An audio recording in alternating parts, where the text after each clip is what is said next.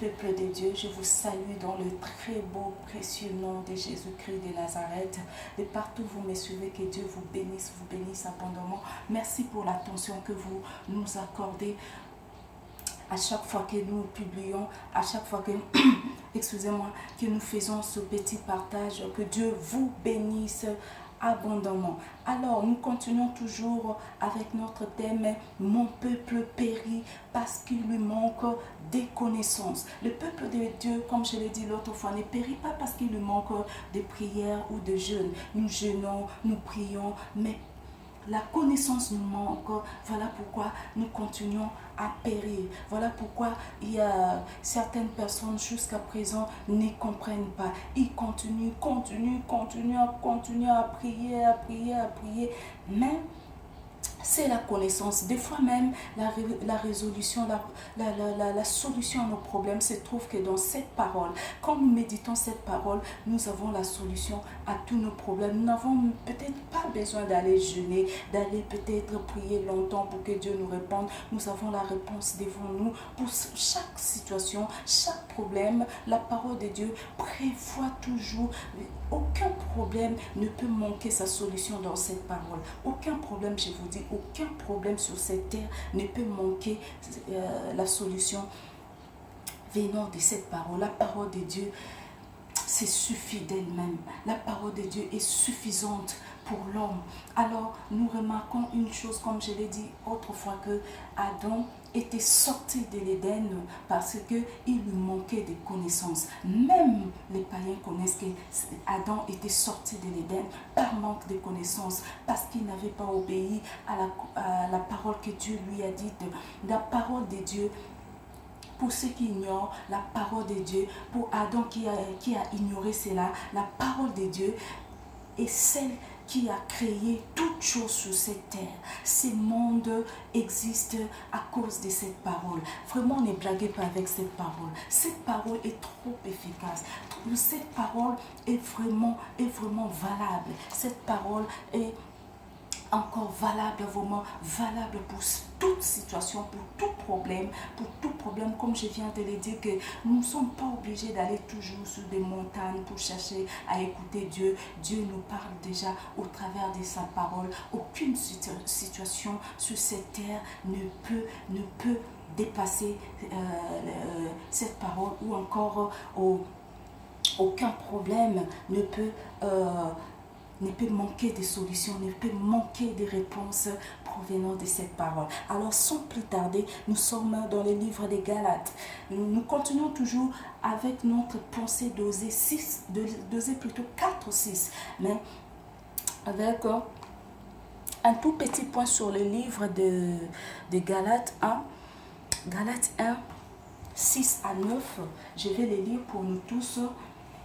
Je m'étonne de ce que vous avez si promptement, vous passez plutôt si promptement de celui qui vous a appelé par la grâce de Christ à un évangile différent qui n'en est pas un autre.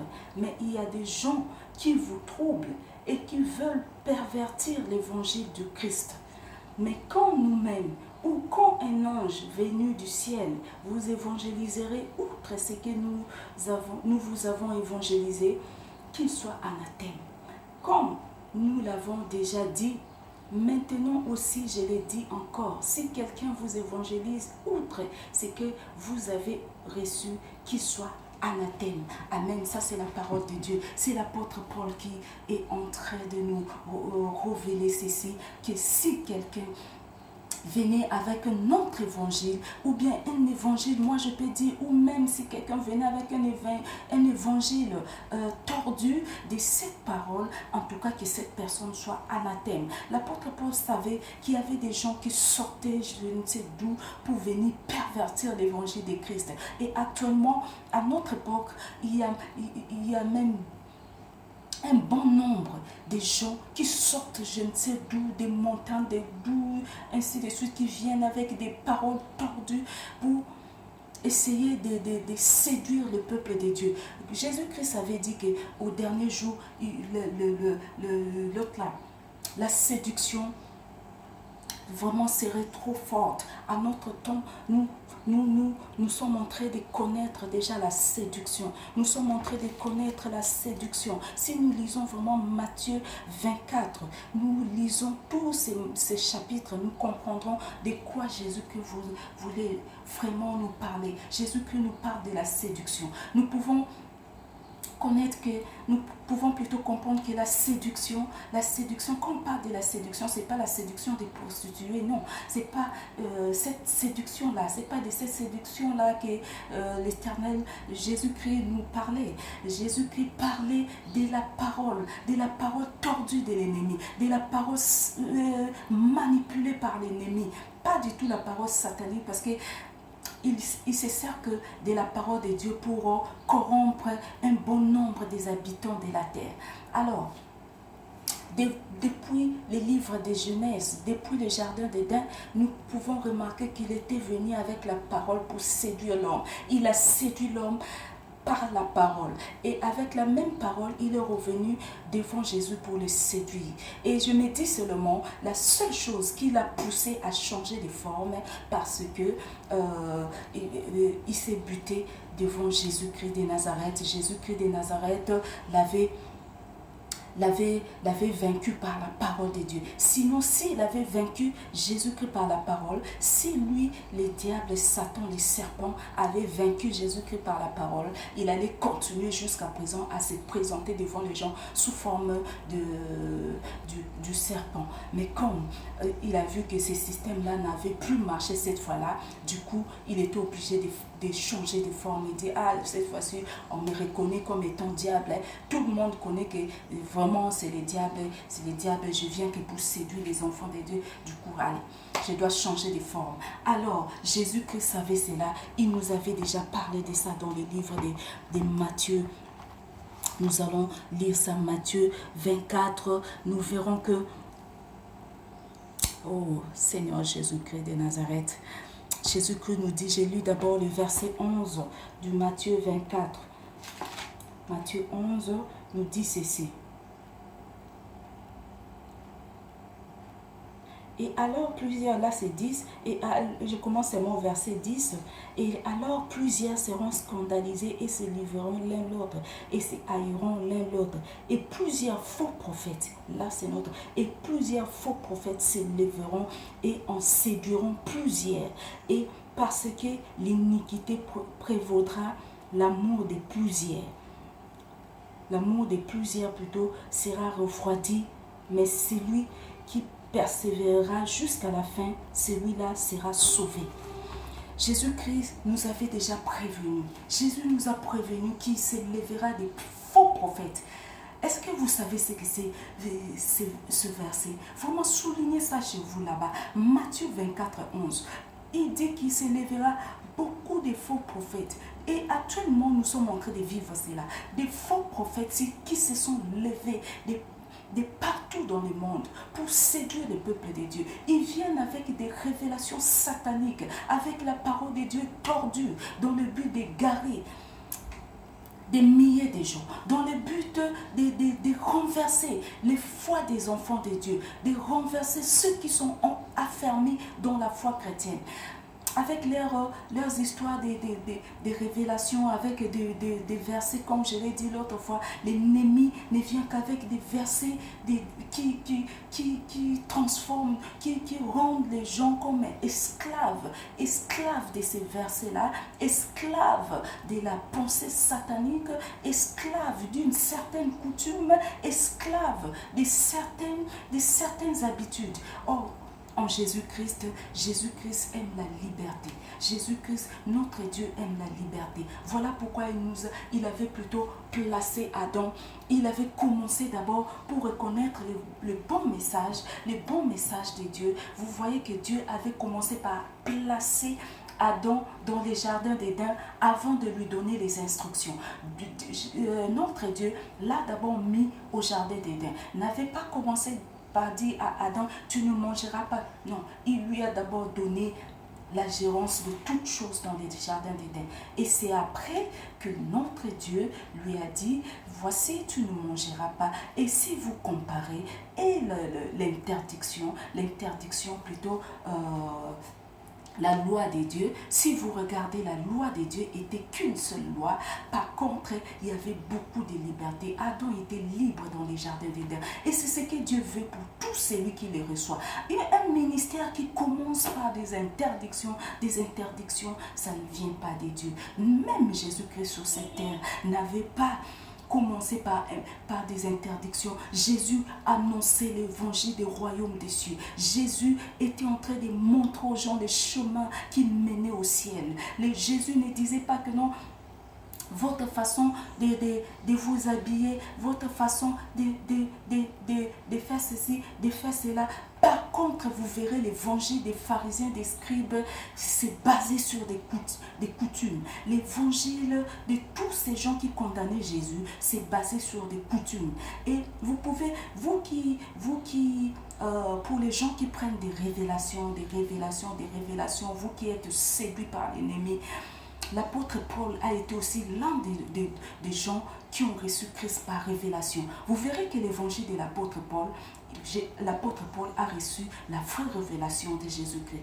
L'apôtre Paul, son évangile a été de conduire les gens vers le ciel, de montrer les gens le chemin qui menait au ciel, d'aider les gens qui étaient hors de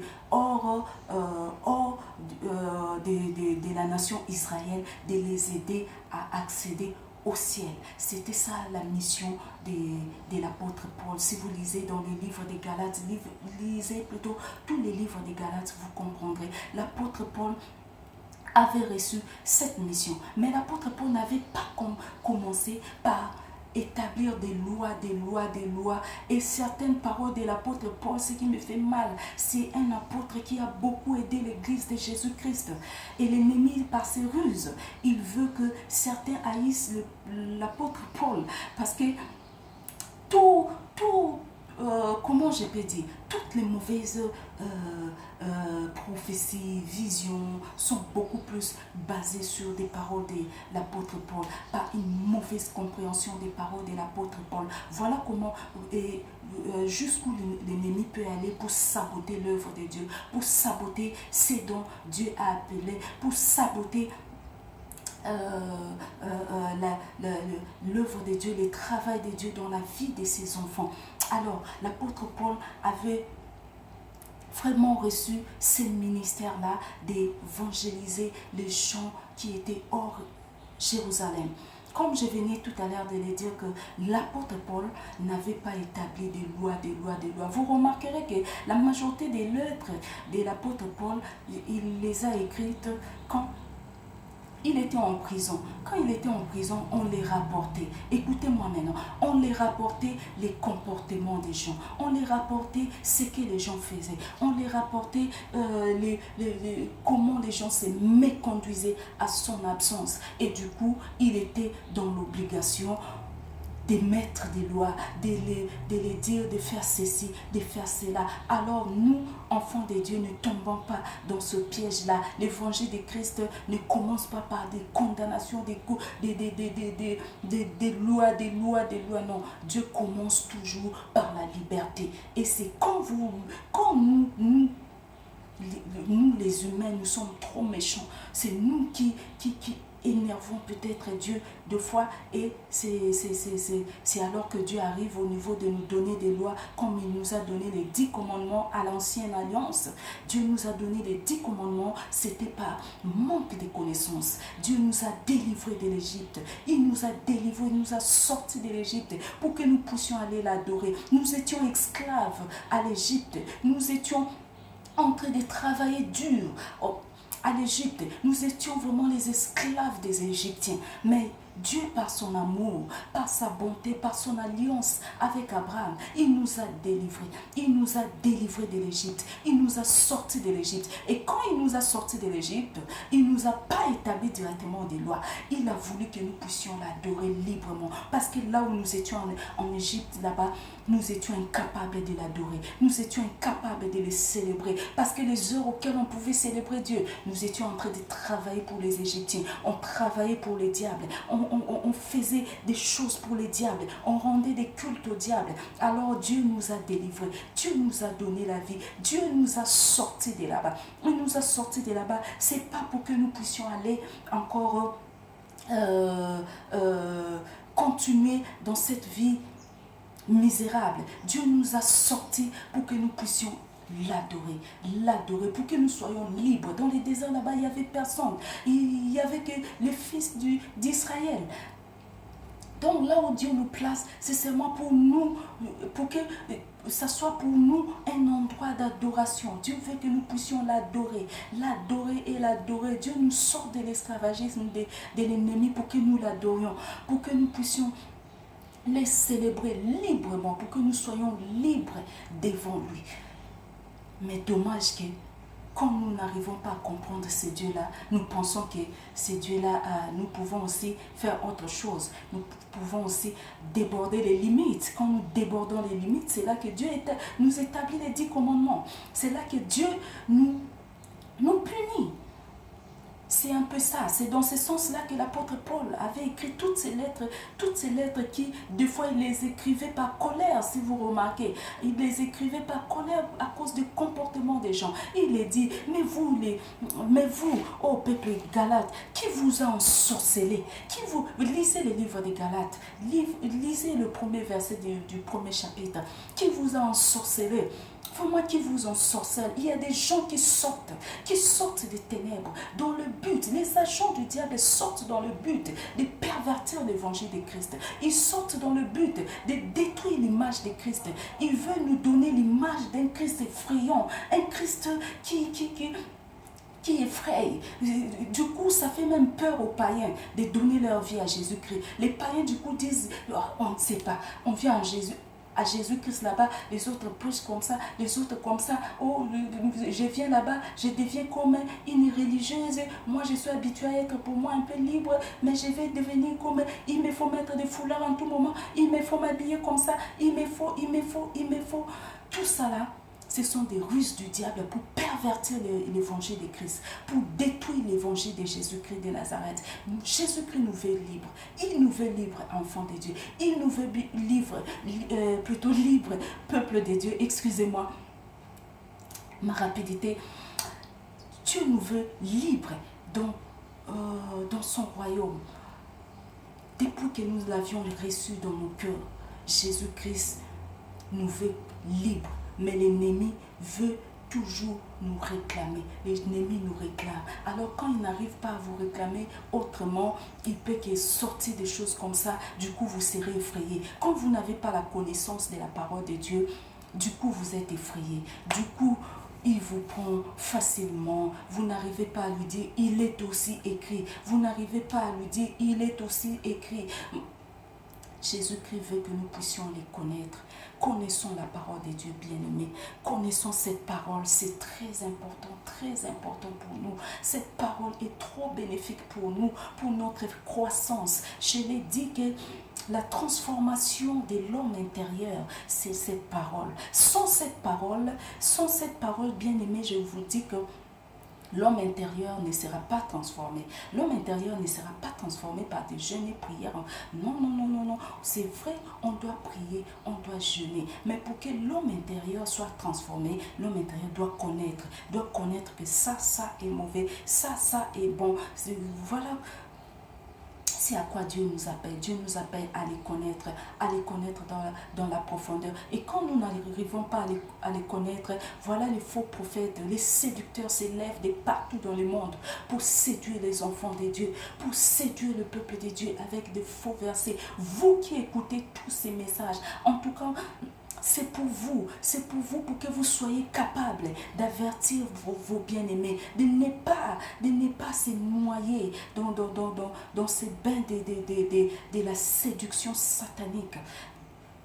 Vraiment interpeller vos bien-aimés, interpeller pour que l'évangile de Christ soit prêché clairement, pour que le monde des ténèbres ne peut toujours pas dominer, le monde des ténèbres ne peut toujours pas continuer à sortir des choses. Et nous, enfants de Dieu, nous sommes là, assis, en train de regarder ce que le monde des ténèbres, pendant que nous connaissons la vérité. Non, bien-aimés, nous connaissons la vérité affranchie. De la même manière que cette vérité nous a affranchis, nous sommes dans l'obligation d'apporter cette vérité à nos bien-aimés qui périssent, qui sont loin, qui se sont égarés. Il y a d'autres qui sont même innocents, Il a écouté seulement, la personne était pour elle bien.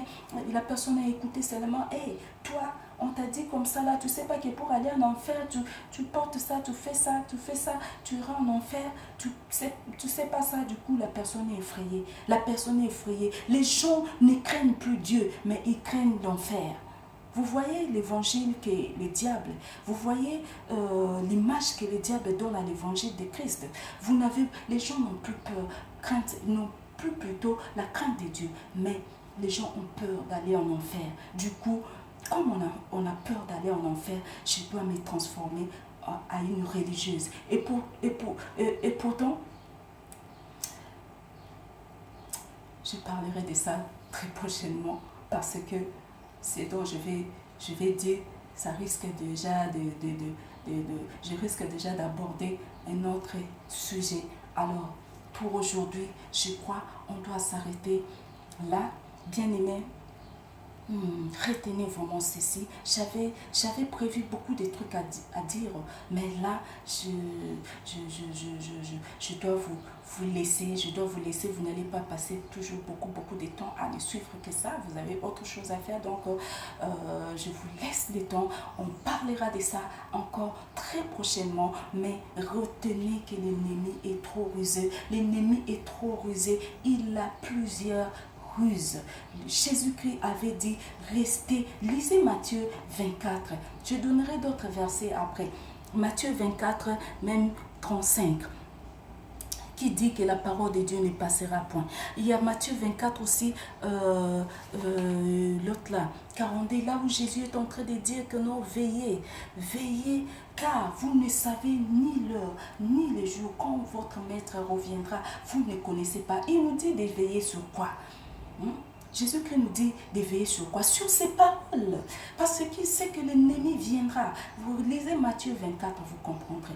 Il sait que l'ennemi viendra. Il viendra pour séduire un bon nombre. Et il séduit que ceux qui ne connaissent pas la parole de Dieu. L'ennemi ne séduit que ceux-là. Alors, soyez connectés à la parole de Dieu. Lisez, commencez les études bibliques. Cherchez les églises où...